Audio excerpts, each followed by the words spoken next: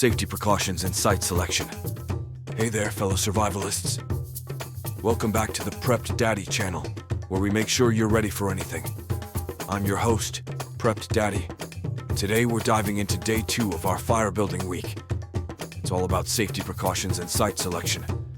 Because let's face it, folks, starting a fire is great, but starting a wildfire? Not so much. First things first, let's talk about site selection. Picking the right spot for your fire is crucial. You don't want to end up with a fire that spreads faster than gossip at a family reunion. Look for a clear, open area away from overhanging branches and dry grass. Make sure your site is at least 10 feet away from your shelter.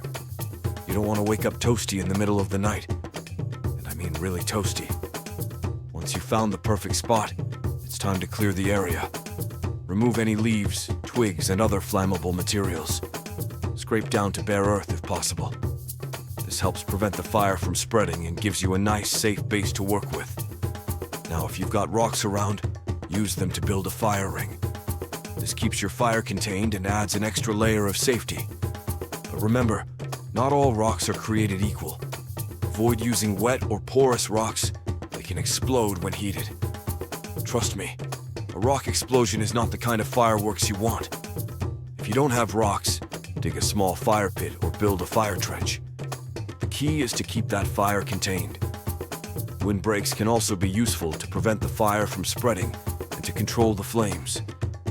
Use logs, stones, or even a mound of dirt as a barrier against the wind. Further detail later in the week on types of fires and their uses, so stay tuned.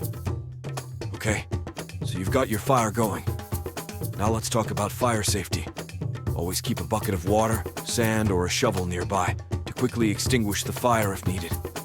Never leave your fire unattended, not even for a bathroom break. Fires have a way of getting mischievous when you're not looking. When it's time to put out your fire, drown it with water. Stir the ashes and drown it again. Make sure everything is cool to the touch before you leave. Remember, folks, if it's too hot to touch, it's too hot to leave. So there you have it. The essentials of fire safety and site selection. Follow these tips, and you'll be the master of your campfire domain, not to mention keeping Smokey the Bear off your back. Now you might be wondering, what if it's raining or the conditions are poor? Great question. In wet conditions, look for a spot under a natural cover like a rock overhang or dense tree canopy. Gather dry tinder from under logs or inside dead branches, and use a tarp or rain gear to shield your fire as you start it. We'll dive into more detailed fire building techniques, including what to do in different weather conditions later this week. Before we wrap up, let's get interactive with some asks and tasks to keep you engaged and practicing your new skills. But remember, always follow local regulations and safety guidelines. Asks: have you ever had a close call with a fire getting out of control? What happened? What's your favorite method for containing a fire in the wild? Do you have any fire safety tips that weren't mentioned in the video? Share them below.